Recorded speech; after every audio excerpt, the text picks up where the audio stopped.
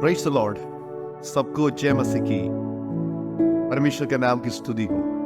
आज सुबह आप लोग के बीच में परमेश्वर का वचन से बातें करने के लिए प्रभु ने एक और अवसर मेरा जीवन में दिया है। इसके लिए परमेश्वर को मैं धन्यवाद देता हूँ। मैंने जब नौजवान लोगों से बात करते हैं, कई लोग बार बार ये बोलते हैं कि मुझे समझने वाला कोई नहीं है। क्या हमारा हर बातों को समझने वाला कोई है?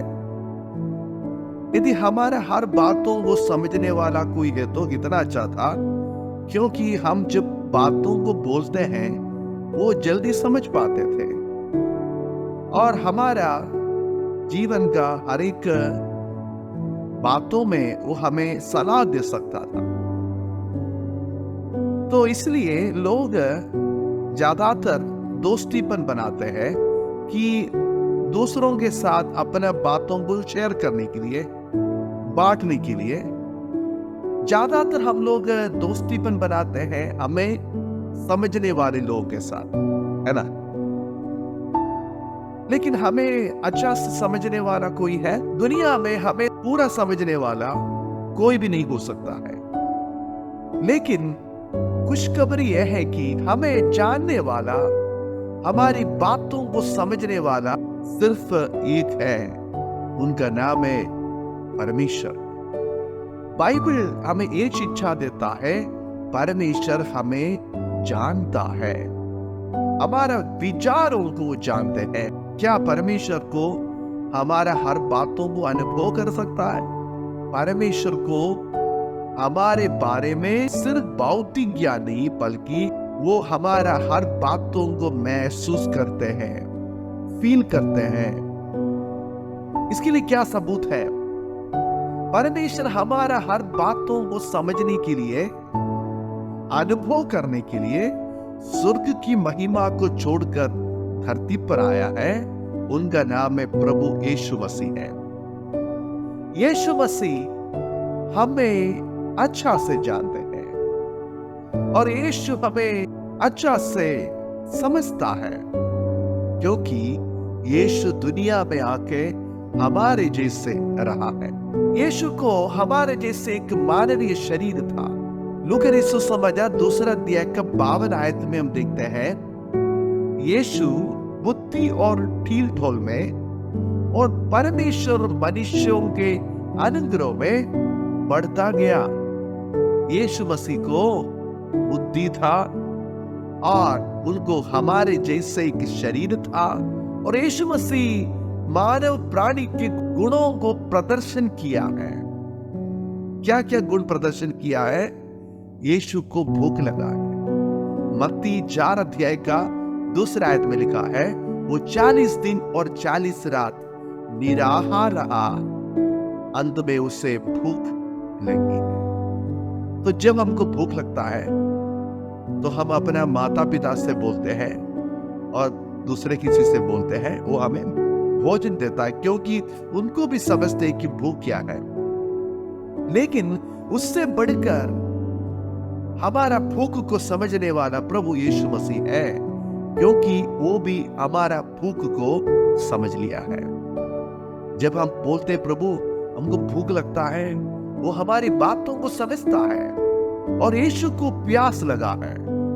यूहन्ना 19 का 28 में लिखा है, इसके बाद यीशु ने ये जानकर कि अब सब कुछ हो चुका, इसलिए कि पवित्र शास्त्र की बात पूरी हो, कहा मैं प्यासा हूं। यीशु क्रूस पर कहा मैं प्यासा हूं। इसलिए जब आपको प्यास लगता है और हमको प्यास लगता है, यीशु मसीह को बोले, क्योंकि वो हमारा प्यास को मिटाने वाले हैं और वो हमारा प्यास को समझने वाले हैं।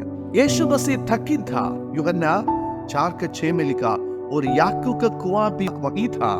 सो यीशु मार्ग का थका हुआ उस कुआं पर भी यो ही बैठ गया, और वो बात 6 घंटे की लगभग हुई है।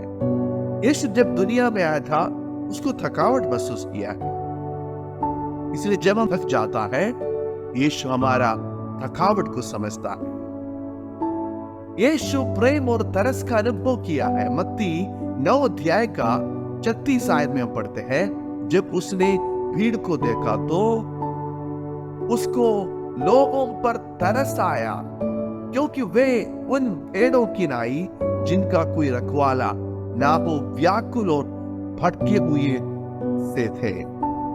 यीशु को तरस आया है और यीशु को उनके प्रति प्रेम आया है। जब हम लोग को भी देखे यीशु को क्या अनुभव होगा? यीशु हमें प्यार करता है। यीशु रोया। यूहन्ना ने सुसमाचार 11 अध्याय का 35 आयत में लिखा है, यीशु रोया। जब हम रोते हैं यीशु हमारे बातों को समझते हैं। यीशु की परिचय हुआ है। इब्रानियों 4 का 15 में लिखता है, क्योंकि हमारा ऐसा महायाजक नहीं जो हमारी निर्बलताओं में हमारे साथ दुखी ना हो सके, वरन वो सब बातों में हमारे समान भड़का तो गया तो भी निष्पाप निकला है। तो यीशु को देखें, मनुष्य के सारे गुण उसमें पा सकता है। तो यीशु मसीह के क्रूस के मृत्यु को जरा सोचें। यीशु मसीह को कितना दर्द लगा होगा, कितना दुख लगा होगा। वो सहने से बाहर था, फिर भी उन्होंने उस बातों को सह लिया है। लेकिन जब हमको दुख लगता है, छोटा समस्या लगता है, हम उसको बड़ा करके समझते हैं। लेकिन यीशु को देखें, यीशु दुख उठाया। यदि हमारे जैसे वो शारीरिक तौर से 100% मनुष्य था है, तो उन्होंने सहा हुआ पीड़ा किसी भी व्यक्ति को सह नहीं सकता था। उसी प्रकार कठिन दर्द को सहन लिया है। किसके लिए सहन लिया? मेरे लिए और आपके लिए। इसलिए मेरे प्रियो, याद रखना, हमें समझने वाला एक चिंता परमेश्वर है। उनका नाम है प्रभु यीशु मसीह है। यीशु मसीह को मानवीय नाम दिया गया है। यीशु 100% मनुष्य था और 100% परमेश्वर। इसलिए खुशखबरी यह है कि जब हमको कुछ प्रॉब्लम लगता है, समस्या आता है, चाहे भूख लगता है, प्यास लगते हैं, थकित जाते हैं और निराशा में डूब जाते हैं, दर्द लगता है, हमें बोलने के लिए एक अच्छा मित्र है। उनका नाम प्रभु यीशु मसीह। उसके पास जाए और उनसे बातें करें, हमारा बातों को उससे शेयर करें, क्योंकि वो सुनेगा। सिर्फ सुनेगा नहीं, वो महसूस करेगा। साथ साथ वो हमें उस समस्या से बाहर आने के लिए सहायता करेगा। ये अच्छा मित्र के साथ रिश्ता बनाए, इसके लिए प्रभु हमें सहायता करे। इस वचन के द्वारा परमेश्वर आप सबको आशीष करे। धन्यवाद। जय मसीह।